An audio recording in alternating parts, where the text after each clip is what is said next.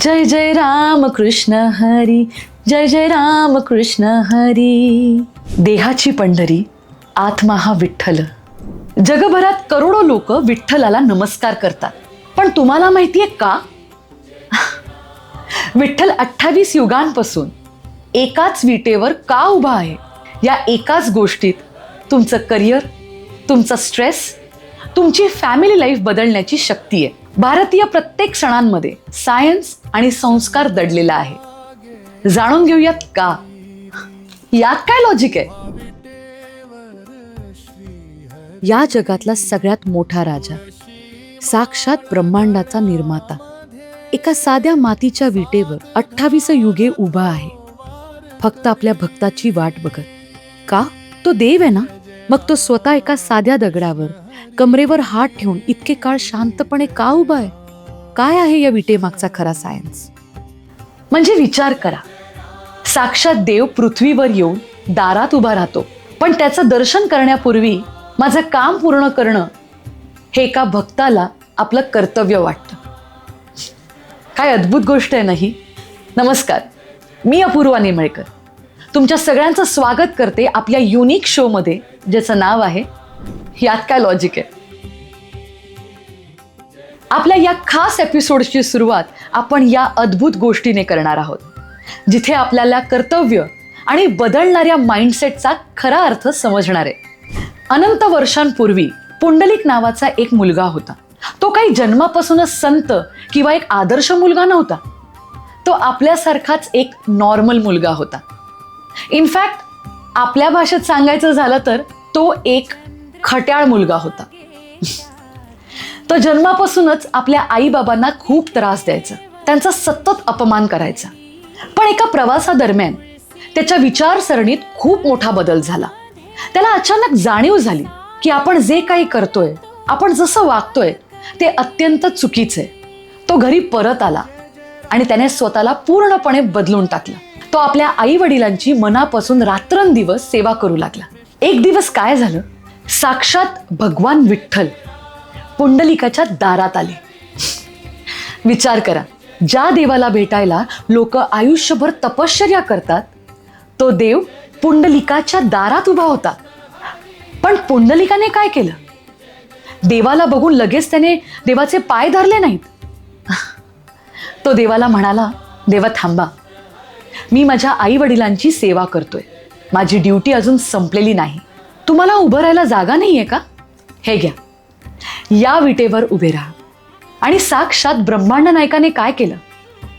विठ्ठलाने हसून ती वीट घेतली, त्यावर पाय ठेवून शांतपणे उभे राहिले. माऊली, पुंडलिकाची ही छोटीशी गोष्ट आपल्याला आजच्या भाषेतील खूप मोठी सायकोलॉजी शिकवते. तुमचं कर्तव्य, तुमचं काम हे कोणत्याही शक्तीपेक्षा मोठं असतं. इमॅजिन करा, तुमचा बॉस तुम्हाला फोन करतोय आणि तुम्ही तुमच्या आईसोबत ICU मध्ये आहात. आता अशा वेळी प्रायोरिटी काय आहे? हेच पुंडलिकाने केलं. आणि देव स्वतःच सांगतो की तू तुझं कर्तव्य प्रामाणिकपणे पूर्ण कर, मी तुझी वाट बघत दारात उभा राहीन. आणि आजच्या या आपल्या खूप स्पेशल एपिसोडमध्ये आपण उलगडणार आहोत आपल्या वर्षातल्या महत्त्वाच्या दिवसामागचं रहस्य, आषाढी एकादशी, ज्याला शास्त्रात देवशयनी एकादशी असंही म्हटलं जातं. आषाढी एकादशी, देवशयनी एकादशी, हरिशयनी एकादशी ही भगवान विष्णूंना समर्पित अत्यंत पवित्र एकादशी मानली जाते. खूप काळजीपूर्वक ऐका, कारण यापुढे जेव्हा जेव्हा तुम्ही विठ्ठल विठ्ठल असं म्हणाल, तेव्हा तुम्ही असं का म्हणताय याची पूर्ण माहिती तुमच्याकडे असेल. या एकादशीला देवशयनी एकादशी का म्हणतात? तर आपली जुनी माणसं सांगतात की या दिवशी साक्षात भगवान विष्णू क्षीरसागरात 4 महिन्यांसाठी योग निद्रेत जातात, म्हणजेच झोपायला जातात. आता तुम्ही मला विचाराल, क्षीरसागर म्हणजे काय? तर क्षीरसागर म्हणजे दुधाचा भव्य सागर. आणि इथूनच चातुर्मास सुरू होतो. आताची पिढी मला विचारेल की अपूर्वा, देव कसा झोपू शकतो? आणि जर का देव झोपला तर सृष्टी कशी चालेल? तर माऊली, यामागे आहे प्युअर ॲस्ट्रॉनॉमी आणि स्लीप सायन्स. जुलै महिन्याच्या शेवटी म्हणजेच आषाढ महिन्यात पृथ्वीच्या गतीनुसार आणि सेलेस्टियल सेटअपनुसार एक खूप मोठा बदल होतो. या काळाला आपण दक्षिणायन बोलतो. सूर्य दक्षिण दिशेकडे झुकतो. याचा डायरेक्ट परिणाम असा होतो की पृथ्वीवर येणारा सूर्यप्रकाश कमी होऊ लागतो आणि म्हणूनच दिवस कमी आणि रात्र मोठ्या होऊ लागतात. जेव्हा सूर्यप्रकाश कमी होतो त्याचा आपल्या बॉडीवर काय परिणाम होतो? तर सायन्स सांगतं की जेव्हा सूर्यप्रकाश कमी होतो तेव्हा आपल्या बॉडीमध्ये मेलाटॉनिन नावाचा हॉर्मोन वाढतो. मेलाटॉनिन हे आपल्या झोपेचं हॉर्मोन आहे. या हॉर्मोनमुळे निसर्गात आणि आपल्या शरीरात एका प्रकाराचा आळशीपणा, मंदपणा आणि शांतपणा येतो. माऊली, ऋषी मुनींनी याच नॅचरल बदलाला देवाची योग निद्रा असं म्हटलेलं आहे. जेव्हा पूर्ण सृष्टीतली कॉस्मिक एनर्जी मंदावते तेव्हा आपण आपली धावपळ आणि आपले मोठे फंक्शन्स कमी केले पाहिजे. आणि म्हणूनच या 4 महिन्यात ट्रॅव्हल्स कमी करून एका जागी बसून मेडिटेशन किंवा स्वतःचा अभ्यास करा असा नियम मांडला गेला आणि यालाच आपण चातुर्मास म्हणतो. आणि हा काळ स्वतःला आतून रिसेट करण्याचा काळ आहे. बघा, निसर्गाचे हे अद्भुत चक्र. जेव्हा बाहेर पाऊस कोसळत असतो तेव्हा धावपळ थांबवून घरात शांत बसणं आणि मनाची वारी करणं हे केवळ अध्यात्म नाही तर आपल्या नर्वस सिस्टमसाठी एक अप्रतिम डिटॉक्स आहे. आता वळूयात आपण आपल्या पोटाकडे. कारण माऊली, उपवास म्हटलं की आपल्या डोळ्यासमोर काय बरं येतं? साबुदाणा खिचडी, साबुदाणा वडे, बटाट्याचे तळलेले वेफर्स आणि बरेच ऑइली आयटम्स. पण माऊली, उपवासाच्या नावाखाली आपण आपल्याच बॉडीवर अत्याचार करतोय. कारण असे पदार्थ खाऊन देवाला भेटण्याआधी ॲसिडिटीच आपल्याला दर्शन देते. तर माऊली, या एकादशीला नक्की काय बरं खायला हवं? साधं, सात्विक, नॉन ग्रेन, पोटाला हलकं पडेल असं. कारण यामागे आहे जोरदार बायोलॉजी. पावसाळ्यामध्ये हवेतलं मॉइश्चर खूप जास्त असतं. सूर्यप्रकाश नसल्यामुळे आपलं डायजेस्टिव्ह फायर खूप वीक होतं आणि यालाच आयुर्वेदामध्ये आपली जठराग्नी मंदावली आहे असं म्हटलं जातं. जेव्हा जठराग्नी मंदावते तेव्हा जर का आपण गहू, तांदूळ, डाळी असे हेवी ग्रेन्स खाल्ले तर ते आपल्या बॉडीला पचवण्यासाठी खूप जास्त एनर्जी वापरावी लागते. धान्यामध्ये असणारं ग्लुटेन आणि हेवी स्टार्च हे पावसाळ्यात आपल्या पोटाला सुजवतात. म्हणूनच आपल्या पूर्वजांनी एकादशीच्या दिवशी धान्याचा त्याग करून आपल्यासाठी एक न्यूट्रिशियस मेन्यू बनवला, म्हणजेच भगर, वरीचे तांदूळ आणि शेंगदाण्याची आमटी. भगर म्हणजे वरी. हे बार्नयार्ड मिलेट आहे. हे 100% ग्लुटेन फ्री असतं, फायबर रिच असतं आणि डायजेस्ट करायला जगातलं सगळ्यात हलकं फूड आहे. शेंगदाणा आपल्याला पावसाळ्यात होणाऱ्या सर्दी कफपासून वाचवतो आणि इन्स्टंट एनर्जी देतो. हे निव्वळ केमिस्ट्री आहे ज्याला आपण उपवास बोलतो. माऊली, आषाढी एकादशी म्हणजे फक्त पंढरपूर नाही, आषाढी एकादशी म्हणजे वारी. पण तुम्ही कधी विचार केलाय का की दरवर्षी हे सगळे वारकरी 200-250 किलोमीटर ही वारी पायी का करतात? म्हणजे ट्रेन्स आहेत, बसेस आहेत, गाड्या आहेत, पण तरी सुद्धा ही वारी पायी का? टाळ, मृदुंग, अभंग, दिंडी, पांढरे कपडे, तुळशीच्या माळा आणि भगवे झेंडे हे सगळं फक्त एक परंपरा आहे की यामागे दडलंय एक सायन्स? चला तर मग बघूया दिंडी मागचं सायन्स, शोधूयात यात काय लॉजिक आहे. सुरुवात करूयात सगळ्यात मोठ्या प्रश्नाने, पायी का चालायचं? सायन्स सांगतं की लॉंग डिस्टन्स वॉकिंग हा जगातल्या सगळ्यात हेल्दी एक्सरसाइज पैकी एक आहे. सतत चालल्यामुळे हार्ट मजबूत होतं, ब्लड सर्क्युलेशन सुधारतं, स्ट्रेस हॉर्मोन्स कमी होतात आणि बॉडीमध्ये फील गुड केमिकल्स रिलीज होतात. वारीमध्ये फक्त बॉडी नाही तर मनही चालत असतं. पाऊल जरी पांडुरंगाकडे पडत असलं तरी नकळतपणे आपल्या फिटनेसकडे वळत असतं. माऊली, एक गोष्ट तुमच्या लक्षात आली आहे का?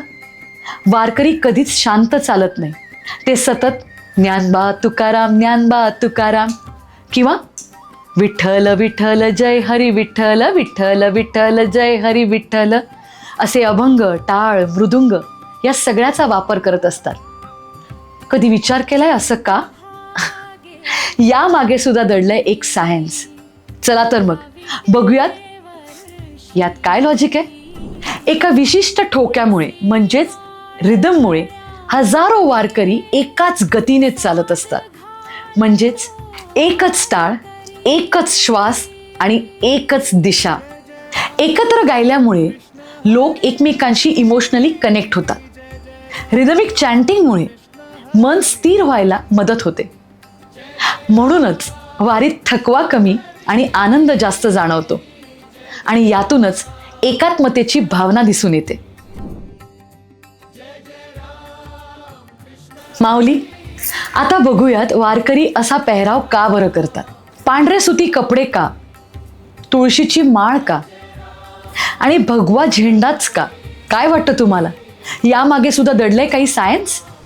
चला तर मग बघूयात ह्यात काय लॉजिक आहे. सुती कपड्यांमुळे शरीरात हवा खेळती राहते आणि म्हणूनच लांबच्या प्रवासासाठी एकदम परफेक्ट ठरतात. पांढरा रंग हा कमी उष्णता शोषतो.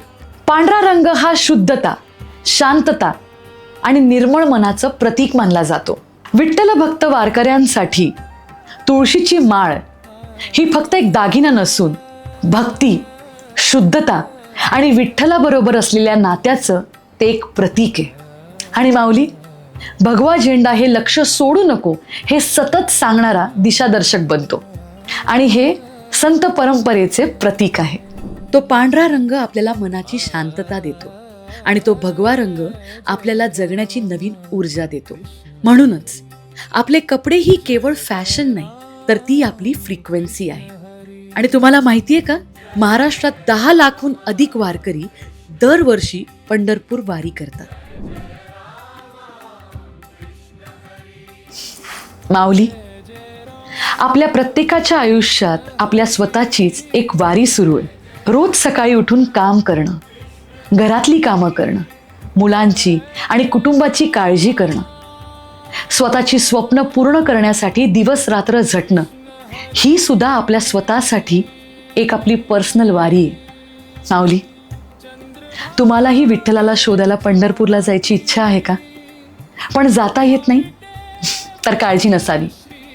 कारण जर तुम्ही तुमचं काम पूर्ण श्रद्धेने, प्रामाणिकपणे आणि निष्ठेने आणि प्रेमाने करत असाल तर तो सावळा विठ्ठल तुमच्याही पाठीशी, तुमच्या दारात त्याच विटेवर कमरेवर हात ठेवून उभा राहील.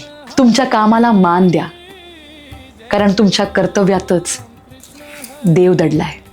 वारी म्हणजे फक्त पंढरपूरला पोचणे नाही, ती आहे बॉडीची फिटनेस, माइंडचं मेडिटेशन, कम्युनिटीची युनिटी आणि मनाची प्युरिटी. म्हणूनच कधीकधी पंढरपूरपेक्षा सुंदर असतो पंढरपूरपर्यंतचा प्रवास. वारी आपल्याला भक्ती, शिस्त, साधेपणा, समता आणि सामूहिक आनंद शिकवते. म्हणून आषाढी एकादशीची वारी महाराष्ट्राच्या सांस्कृतिक आणि आध्यात्मिक जीवनात अतिशय महत्त्वाची मानली जाते.